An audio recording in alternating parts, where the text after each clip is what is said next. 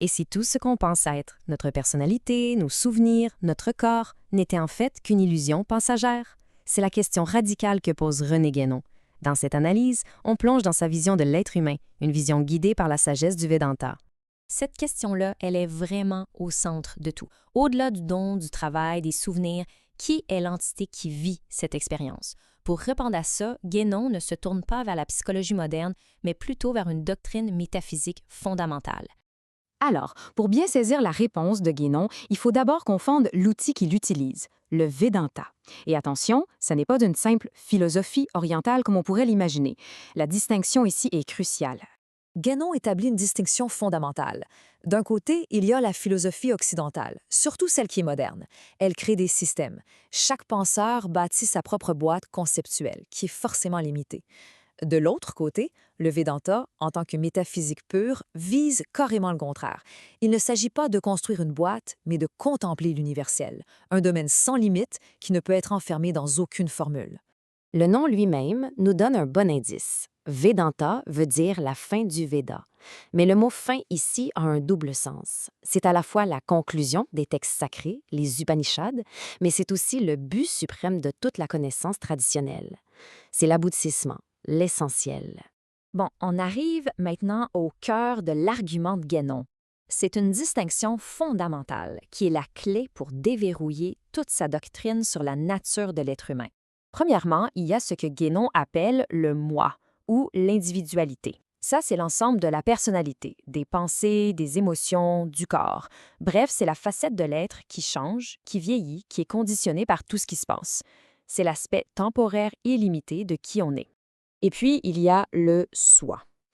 Guénon utilise aussi le mot personnalité, mais attention, c'est dans un sens métaphysique très, très précis. Le soi, lui, c'est le principe permanent.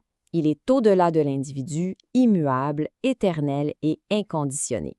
C'est le vrai centre de l'être, celui qui n'est pas du tout affecté par les hauts et les bas de l'existence individuelle. Pour bien visualiser le rapport entre les deux, l'image du miroir est parfaite. Le moi, notre individualité, n'est qu'un reflet. Il a l'air réel, mais sa réalité dépend entièrement du soi, qui est l'objet réel. Sans le soi, le moi n'existe tout simplement pas, un peu comme un reflet qui disparaît quand on s'éloigne du miroir. Pour bien situer ces concepts, Guénon nous déploie une véritable cartographie de l'existence. Il propose une hiérarchie qui permet de voir exactement où le soi et le moi se placent dans le grand ordre des choses. Au sommet de tout, on retrouve l'universel. C'est l'ordre des principes purs, le domaine du soi. Puis, bien en dessous, il y a l'individuel, notre domaine à nous, qui est infiniment plus restreint.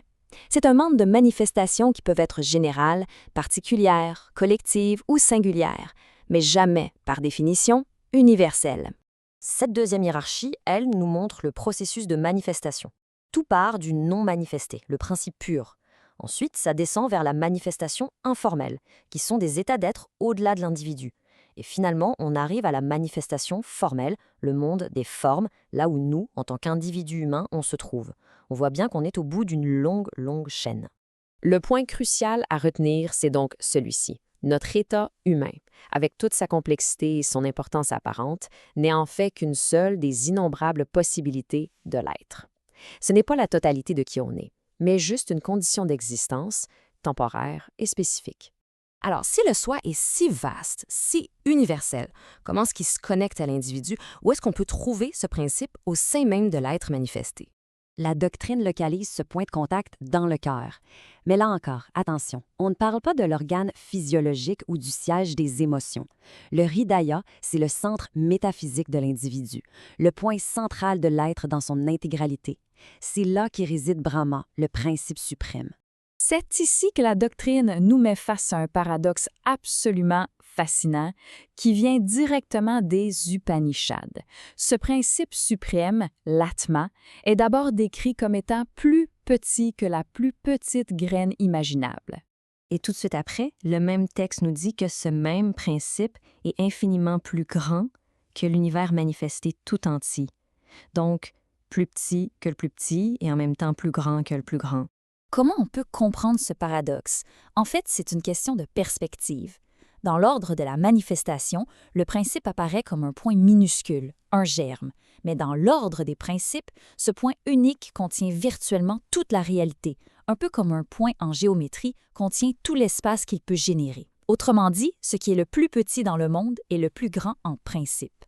Alors, à quoi ça sert toute cette connaissance? Eh bien, le but, c'est de parcourir le chemin qui mène à la réalisation de cette vérité profonde. C'est là que le terme yoga prend tout son sens. Sa racine signifie union.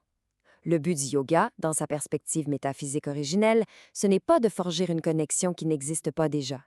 L'union est déjà là, virtuellement. Le travail consiste à en prendre conscience, à réaliser cette identité suprême entre le soi individuel et le principe universel. C'est passer de l'inhérence à la connaissance, en somme. Cette doctrine, qui est si dense et si profonde, c'est bien sûr celle que Guénon expose dans son ouvrage. Et c'est elle qui nous amène à notre question finale. On termine avec une question qui nous ramène au point de départ, mais avec une toute nouvelle perspective. Si le centre permanent et réel de l'être, c'est cet immense soi universel, alors c'est quoi la nature de cette conscience individuelle, de ce « moi » qui fait l'expérience du monde au quotidien? C'est une pensée sur laquelle ça vaut la peine de s'arrêter un peu.